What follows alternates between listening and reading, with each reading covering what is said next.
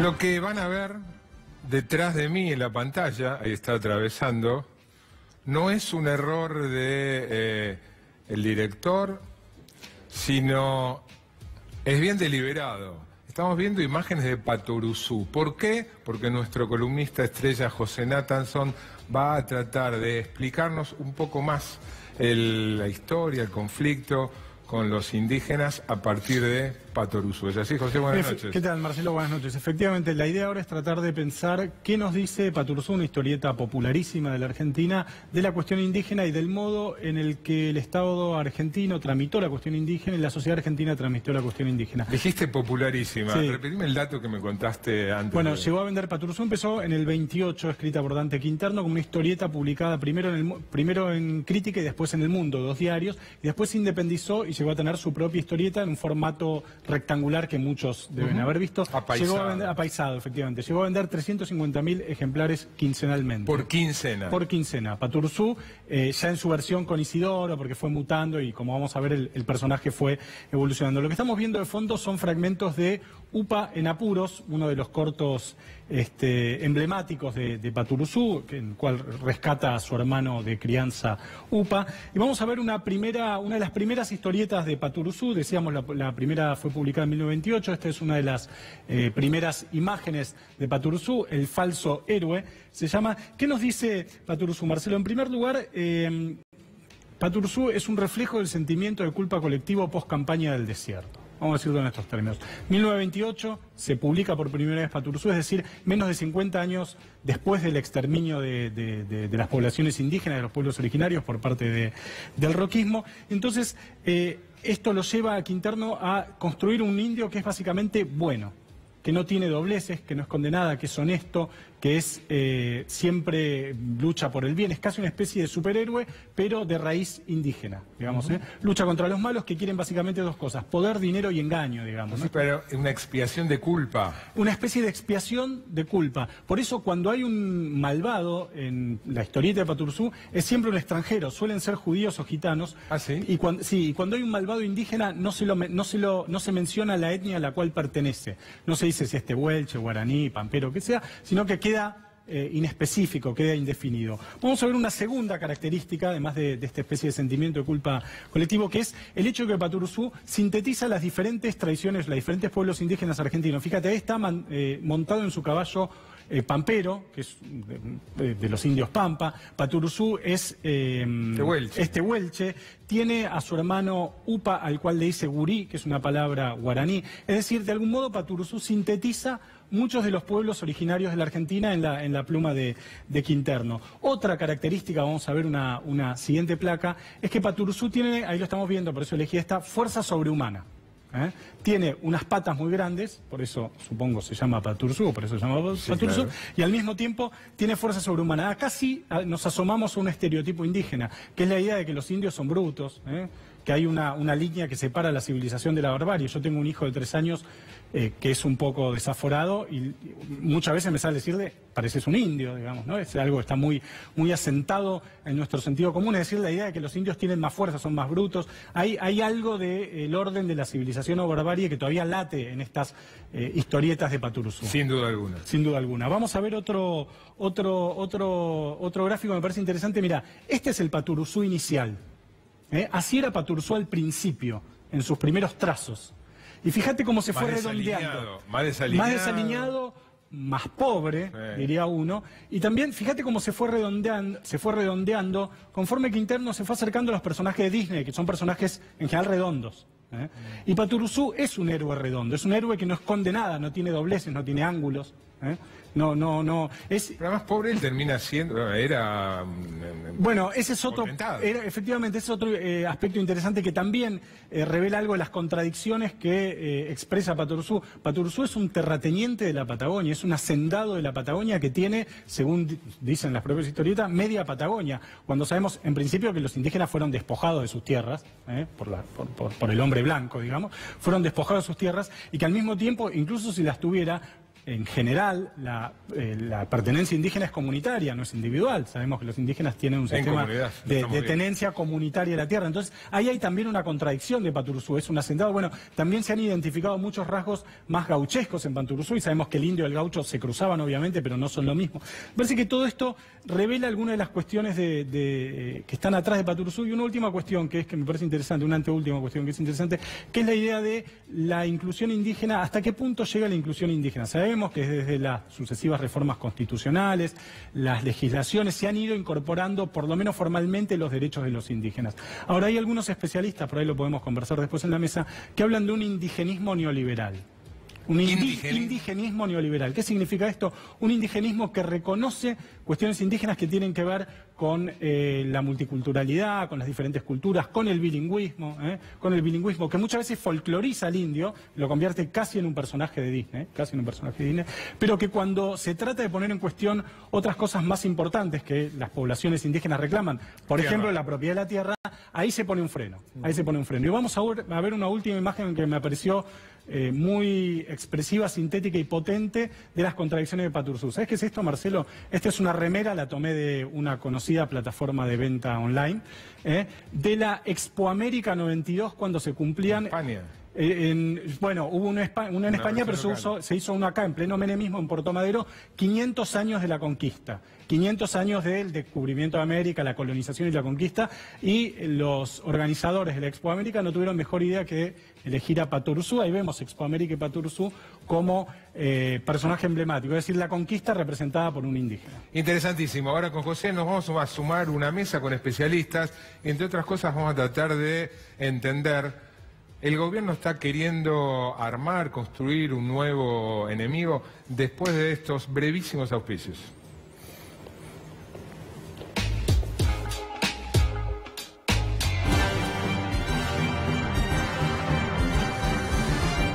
LATAM y vos, juntos, más lejos. Mi corazón con el Kini late más. Dale, prendete. Vos también hacete fanático al ritmo del Kini 6 y vení a festejar todas las semanas.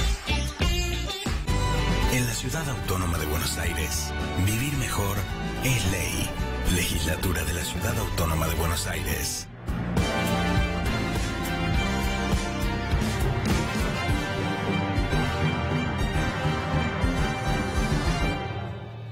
Estamos, saludo a Natalia Aruguete. Natalia Aruguete es licenciada en comunicación. Saludo a Alexis Papazian, que es profesor de historia y doctor en antropología, profesor de la Universidad de Buenos Aires. Y Noelia Eiris es antropóloga e investigadora del CONICET. Natalia, Noelia y Alexis, a los tres gracias por venir. Empiezo por Noelia. Me llamó mucho la atención el título, una nota que leí muy interesante, La invención del indio trucho. Contanos qué es eso. Bueno, la nota surgió... Publicada en un gran portal que ya lo recomendé y lo vuelvo a hacer, que se llama Anfibia. La nota surgió en el marco del inicio de estos últimos conflictos con población indígena, que se hicieron más visibles a partir de la desaparición de Santiago Maldonado, y lo que tratábamos de tematizar ahí era una idea recurrente en los medios en ese momento que hacía referencia a estos indígenas como personas que habían que tenían una identidad que había emergido muy recientemente, que podían tener esa identidad como cualquier otra, que se manifestaban como indígenas pero que podían hacerlo en cierta medida instrumentalmente. Como que eran indígenas porque les convenía. ¿No? Exactamente, claro, por conveniencia, ¿no? Y en realidad lo que tratamos de recuperar ahí es que, bueno, que en realidad en la historia de la Argentina, en la historia canónica de la Argentina, ser indígena nunca fue algo que se optara en términos de mejor posicionamiento social, ¿no? Sino que siempre es una idea... Siempre ha sido una identidad que fue marcada a lo largo de la historia con identificaciones negativas. Incluso yo reconozco mucha ignorancia, estoy aprendiendo a medida que transcurre este conflicto. La idea de que los indios, los indígenas, son los que viven en comunidad. Y que, bueno, como el caso del pibe asesinado, era alguien que vivía en Bariloche, en la ciudad de Bariloche, que ahí no podía haber, ¿no? La idea es que los indígenas están en sus reservas, en los terrenos que o conservaron o se les entregaron, pero que no podían ser indígenas urbanos. Bueno, es que ahí hay una serie de elementos que no aparecen claramente cuando se construye la idea de la argentinidad, ¿no? La Argentina es un país multicultural. Esto es así, no hay mucha vuelta para darle a eso. Ahora es un dato que a mí me impactó, 56% de los argentinos tienen antepasados indígenas. 56. Sí, es un dato del estudio de ADN mitocondrial, es un dato genético. Pero por fuera de eso, los datos socioculturales también sostienen. Argentina es un país que tiene una masa de población indígena porcentualmente mayor a la población indígena del Brasil. Claro. La provincia de Buenos Aires, cuantitativamente, es la provincia que tiene la mayor cantidad de población que se define a sí misma indígena o descendiente de indígenas. Hay más indígenas en la provincia de Buenos Aires que en Salta. Por ejemplo, lo que sucede es que por los elementos negativos que se adjudican a la cuestión indígena, esa población se define como tal cuando se le pregunta en ámbitos íntimos. Por eso, en ámbitos domésticos, por eso es en el censo donde ese dato aparece y después en otros espacios ese dato queda invisibilizado. La gente no se marca tan fuertemente como indígena en otros espacios porque ser indígena en Argentina sigue siendo un elemento de identificación negativo. Estigmatizante. Sí. Con el que, perdón, ¿no? Con el que luchan estas poblaciones que, bueno, que se autoidentifican, que se construyen comunitariamente, que logran establecer relaciones entre ellos y darle nuevas dimensiones a la cuestión indígena, en el sur y en otros lugares. Alexis, ¿vos crees que hay una construcción de un enemigo indígena por parte del gobierno? Creo que hay una construcción de un enemigo indígena cuando ese construido enemigo indígena empieza a reclamar territorio. Y el territorio no es tierra, el territorio es una construcción y una relación social con un espacio determinado. Hay muchísimos, yo he trabajado muchos en comunidades, sobre todo en Neuquén, y muchas son comunidades, uno podría decir, urbanas.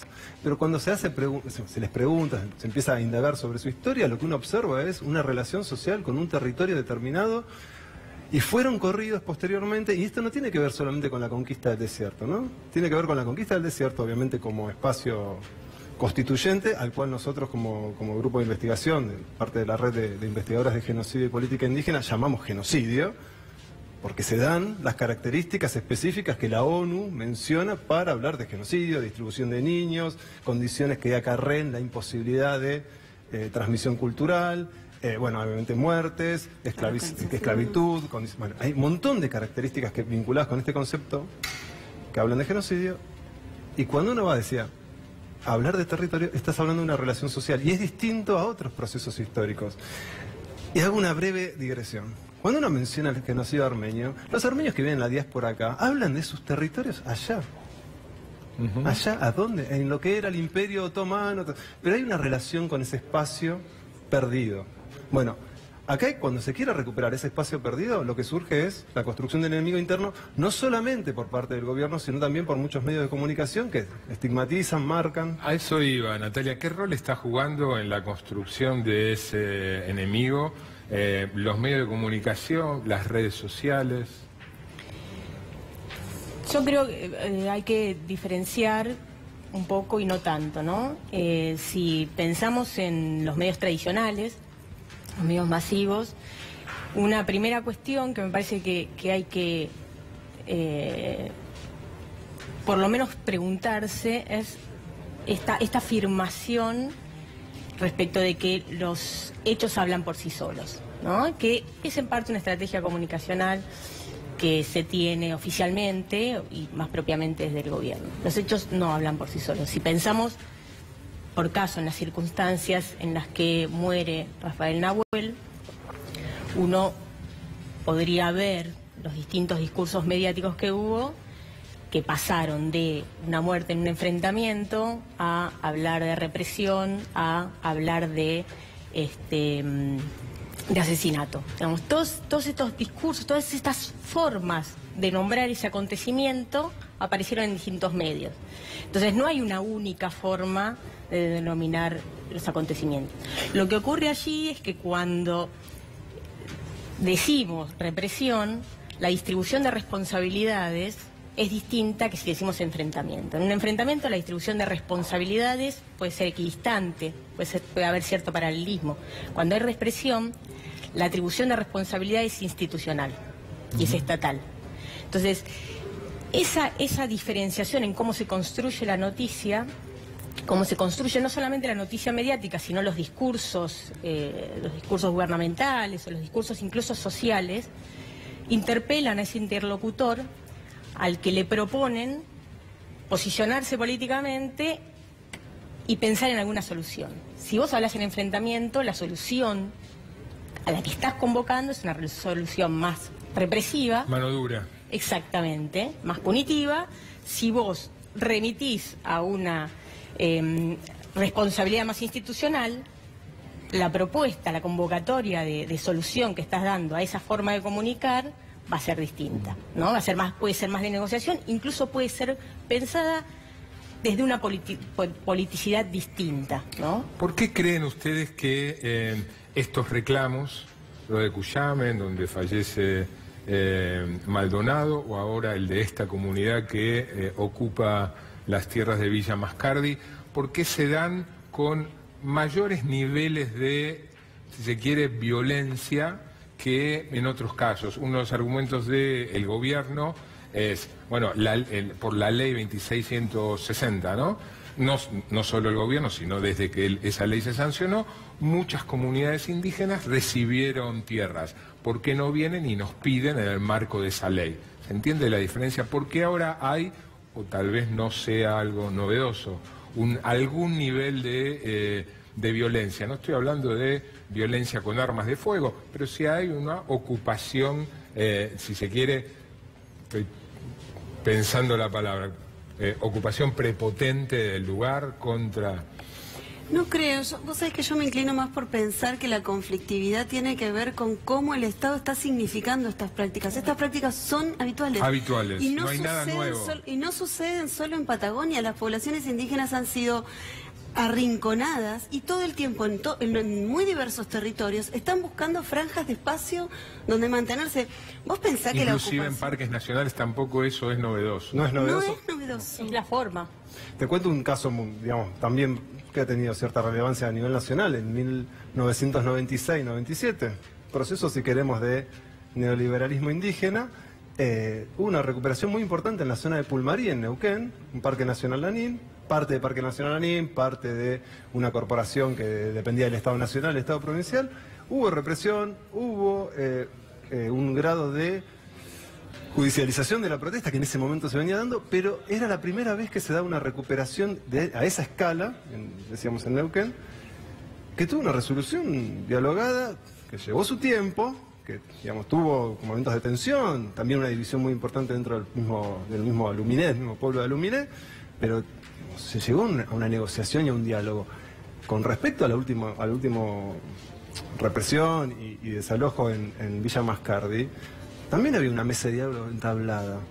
Pero ustedes lo que creen es que no, lo que creen no es que cambió el proceso de conflictividad indígena, sino la posición del gobierno respecto a ese proceso. Absolutamente. No, me parece que de parte del gobierno es esta la forma en la cual lo quiere poner en agenda. Exacto.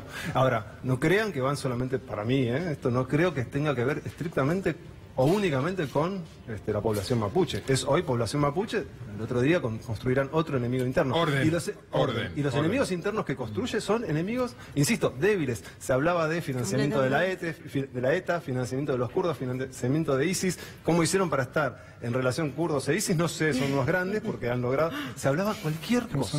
Cualquier cosa. Una última. ¿Qué es el RAM? ¿Existe el RAM? ¿Es todo un invento? ¿Es una exageración de un grupo minúsculo? Tengo que hacer un chiste obligado. El RAM es la reunión de antropólogos del Mercosur que está sucediendo en este momento en Posadas. En mi opinión, digamos, en mi opinión, tenemos gente que está trabajando en Bariloche, conoce el tema. La RAM es una invención del mismo gobierno, no tiene entidad. Puede haber algún grupo, pero están más infiltrados que el teléfono de algún político muy conocido. Digamos, no existe, no tiene entidad física, nadie se reconoce como RAM.